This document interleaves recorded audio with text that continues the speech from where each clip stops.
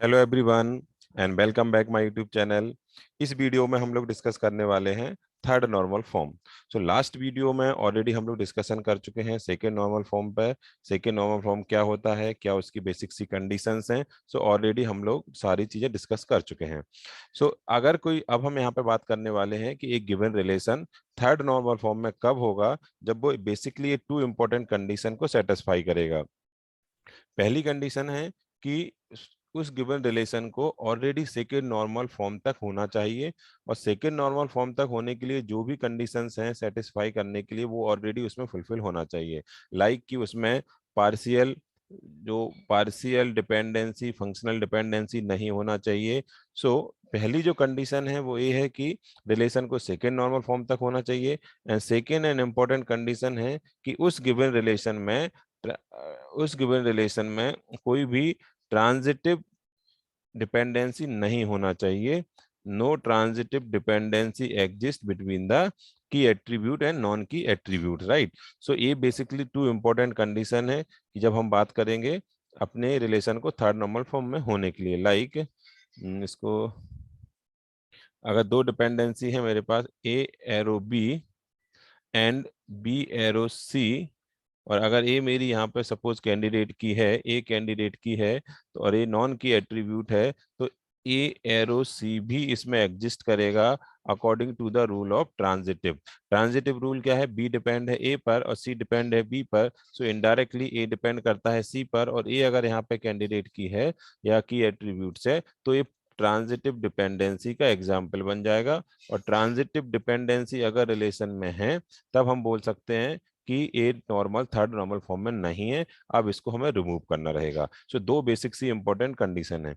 या अब हम बात करते हैं कि कई बार कॉम्पिटिटिव एग्जाम में क्वेश्चंस मिलेंगे आपको, तो उस केस में आपको क्या करना रहेगा कि आपको अल्फा एरो बीटा के फॉर्म में डिपेंडेंसी गिवन है, लाइक इस तरीके से। तो मैं इसकी बताता हूँ एक दूसरी डेफिनेशन कि उस तरीके से भी हम चेक कर सकते हैं। अगर alpha arrow beta alpha arrow beta के फॉर्म में डिपेंडेंसी गिवन है, तो इनमें से कोई एक भी कंडीशन सेटिस्फाई होगी तो वो थर्ड नॉर्मल फॉर्म में हमारा होगा।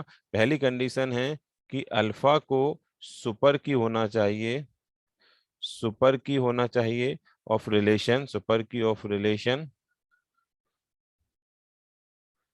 अल्फा शुड बी सुपर की ऑफ रिलेशन, और या फिर बीटा को प्राइम एट्रीब्यूट होना चाहिए, प्राइम एट्रीब्यूट होना चाहिए। इन दो में से अगर कोई एक भी कंडीशन है तो मैं बोल सकता हूं कि ये मेरा जो डिपेंडेंसीज जो थी वो थर्ड नॉर्मल फॉर्म को सेटिस्फाई करती है, थर्ड नॉर्मल फॉर्म के लिए सफिशिएंट है। तो दो कंडीशन कौन सी हैं? आइदर अल्फा सुपर की होना चाहिए रिलेशन की, या फिर बीटा को प्राइम एट्रीब्यूट होना चाहिए। अगर इन दो में से अगर हमारा हर एक जितनी भी डिपेंडेंसी उस रिलेशन में गिवन है, अगर वो इन दोनों कंडीशन में से किसी एक को भी सेटिस्फाई करती हैं, तो मैं बोल सकता हूं कि मेरा वो रिलेशन किस में है?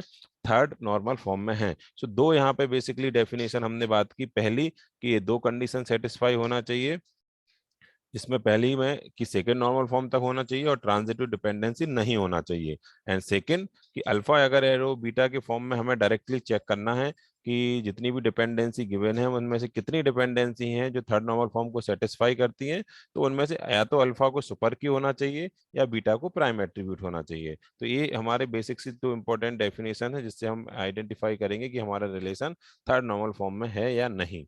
अब इसको हम एक एग्जांपल से देखते हैं जो लास्ट टाइम पे ऑलरेडी हमने डिस्कशन किया था। दिस इज राइट दिस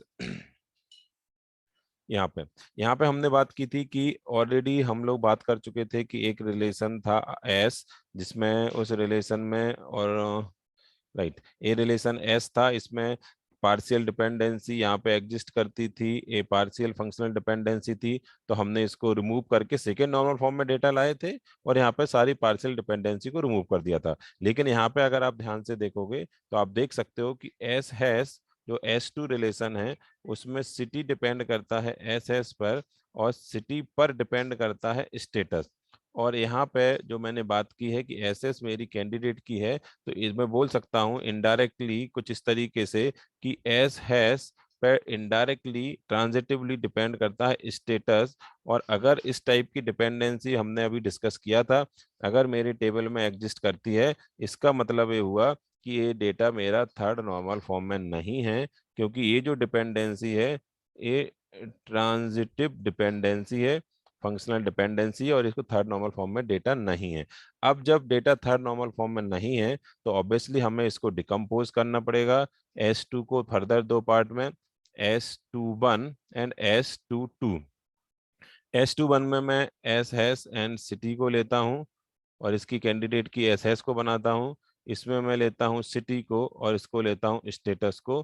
तो जो वहाँ पे जो प्रॉब्लम थी वो ऑटोमेटिकली यहाँ पे रिमूव हो जाएगी। देखते हैं, लाइक यहाँ पे मैंने सबसे पहले एस हैश को लिया and city depend on S hash, और दिस इज अनदर टेबल जिसमें सिटी मेरी कैंडिडेट की है और ये स्टेटस डिपेंड करता है सिटी पर, राइट। ये मेरा है S21 और ये मेरा है S22।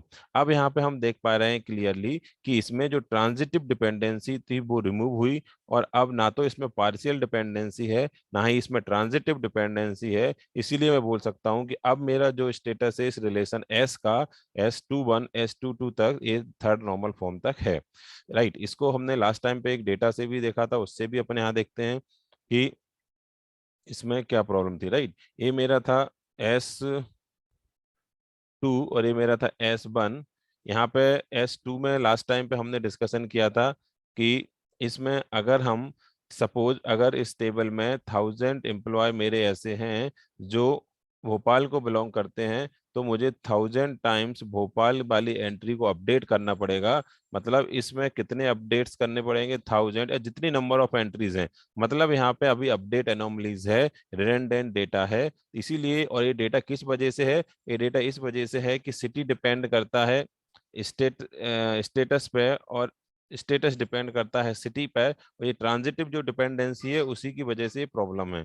आगे चल के हमने क्या किया, इसको फर्दर डिकम्पोज कर दिया था। तो अब देखते हैं कि क्या अपडेट जो एनोमलीज थी वो कुछ हद तक रिमूव होती है क्या, लाइक इस टाइप से देखते हैं।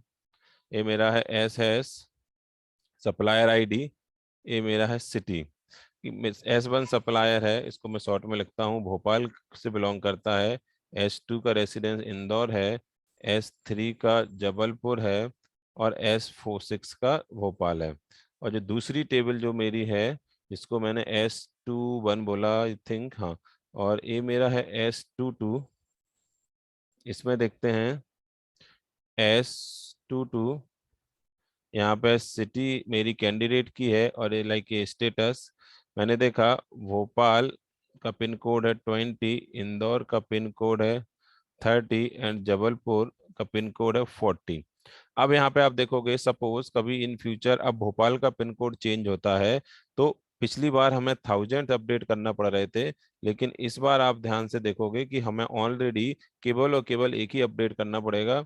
इसको बदल के मुझे करना है 50, ओनली सिंगल अपडेट करना पड़ेगा, सिंगल अपडेट करना पड़ेगा, क्योंकि यहाँ पे सिटी का इससे स्टेटस सप्लायर से कोई लेना देना नहीं है, because this are different table, right. तो यहाँ पे जो हमें 1000 टाइम्स करना पड़ रहा था या 10,000 टाइम्स करना पड़ रहा था, जितनी एंट्रीज थी उस सप्लायर की, यहाँ पे वो सब रिमूव हुई और केवल एक ही एंट्री करनी पड़ेगी। अब जब भी हम चेक करना चाहेंगे कि S1 S6 या एम्प्लॉय कहाँ से है, तो भोपाल से, और भोपाल का पिन कोड है 20 या 50, तो सिंगल बार ही एंट्री अपडेट करनी पड़ी, जबकि पिछली बार में ये एंट्री कितनी बार थी, मल्टीपल टाइम। बिकॉज यहाँ पे हमने क्या देखा कि रिडंडेंसी हमारी कंप्लीटली रिमूव हुई, और ये जो स्टेटस हमारे डेटाबेस का है ये थर्ड नॉर्मल फॉर्म तक का है। तो थर्ड नॉर्मल फॉर्म में डेटाबेस को होने के लिए सिंपल सा कंक्लूड करूं तो सेकंड नॉर्मल फॉर्म तक होना चाहिए, और दूसरी जो कंडीशन है कि उसको हमें ट्रांजिटिव फंक्शनल डिपेंडेंसी नहीं होना चाहिए।